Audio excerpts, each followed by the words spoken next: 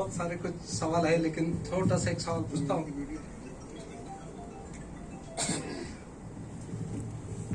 Sir जी, आपको पता था आर्मी में तनख्वाह कम है, काम ज्यादा है और 6-6 महीने परिवार से दूर रहना है, ऊपर से मृत्यु का डर है, फिर भी आपने आर्मी में जाने का मन क्यों बनाया?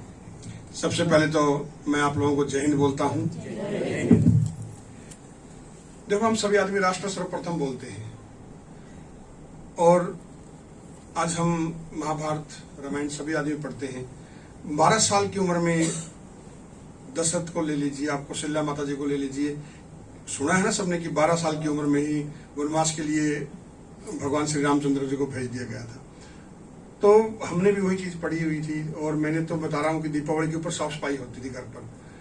मैं भी एक किसान के परिवार से हूँ, इतना मीडियम क्लास से थे, तो उस टाइम ऐसा नहीं था कि हम किसी को बुला करके और आज की तरह पेंटिंग पुटिंग करें।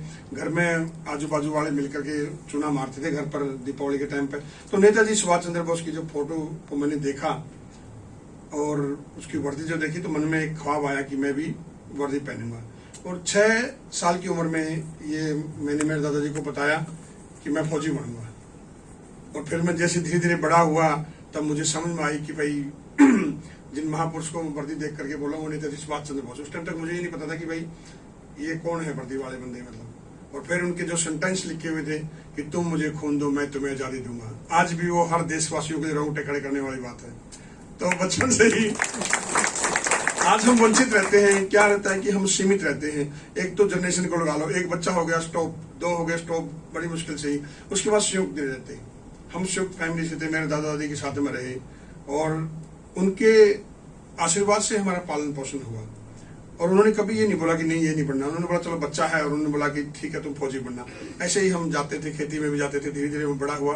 और 11th क्लास में था तब 15 पैसे का एक फॉर्म आया और उसको अंदर लिखा हुआ था कि भाई देश का उज्जवल भविष्य बनाने के लिए भारतीय सेना के अंदर आप ज्वाइनिंग करिए।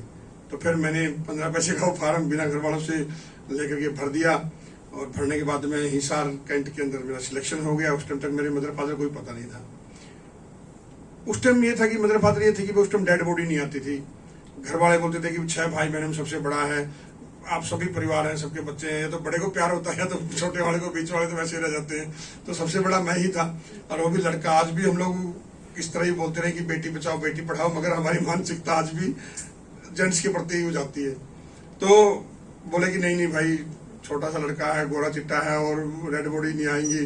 तो मदर फादर बड़े परेशान थे, मगर मेरे दादा ने बोला कि कुछ नहीं होता, जो भी है फाइट फूट करके किस तरह मुझे वहां पर भेजा। और घर वाले भी ऐसा मतलब नहीं था कि नहीं भेज सकते, भेजा था हमको इसलिए चिंतित थे कि भाई इनकी अंतिम दर्शन भी नहीं कर सकेंगे हम लोग, इसलिए चिंतित थे मतलब। मगर फिर भी मेरे दादा ने मुझे हौसला दिया। आज भले ही उस दुनिया में नहीं, लेकिन उनके आशीर्वाद के कारण मैंने भारतीय सेना को ज्वाइनिंग किया। उस टाइम पैसे पूछे की तो बात आती नहीं थी, मतलब सर, क्योंकि आज भी हम सोचें राष्ट्र सर्वप्रथम होना चाहिए। आज बहुत से आदमियों को कितना ही पैकेज मिलता है, मगर जब वो जाएंगे तो क्या वैल्यू क्या उस पैकेज की। जब आप इस संसार को छोड़ो तो आपका एक अहमियत होना चाहिए कि नहीं, इस मातृभूमि के ऊपर मैंने अगर जन्म लिया है तो मेरा योगदान क्या है। जैसे नेताजी सुभाष चंद्र बोस जी ने कहा था तुम मुझे खून दो मैं तुम्हें आजादी दूंगा, वैसे दीपचंद जी ने कहा था हमें राशन नहीं चाहिए, हमें एम्यूनिशन चाहिए। क्या सच बात है? बिल्कुल सर, तलौली के ऊपर हमने ये बात बोली थी। हमारे दिवंगत सूबेदार भंवर सिंह साहब थे, वो एम्यूनिशन लेके आते थे हमारे पास में। और जैसे हम लोगों ने अपनी तोपों को तलौली के ऊपर लगाया, बस मन में यही आया कि साहब छोड़ो। वो बोले मनु राशन पानी ये वो, क्योंकि हमारे पास स्टॉक रहना चाहिए। भूखी सेना युद्ध नहीं लड़ सकती है, हर चीज का संसाधन होना चाहिए। मगर हमारे मुंह से, मैं तो खास करके मेरे मुंह से ये निकला कि साहब छोड़ो क्या राशन रोशन को, 1-2 गाड़ी है ना एम्यूनिशन की लेके आना हम लोग। तो वो बोलते थे क्या करोगे, मैंने बोला कुछ भी हो जाए, राशन के बिना हम रह सकते हैं।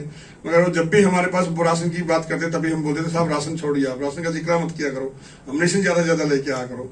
तो एक उस टाइम विचार थे हमारे, क्योंकि पहली बार एक तो हर हम बोलते ना कि तिरंगा ओढ़ने का हर आदमी को नसीब नहीं होता है। सबसे पहले तो ये वर्दी मिलेगी, इसके लिए हम बिल्कुल भगवान का शुक्रगुजार हैं कि हमारा जो इस मातृभूमि के अंदर हमने जन्म लिया है वो सार्थक हुआ है हमारा। ये चीज बहुत महत्वपूर्ण है।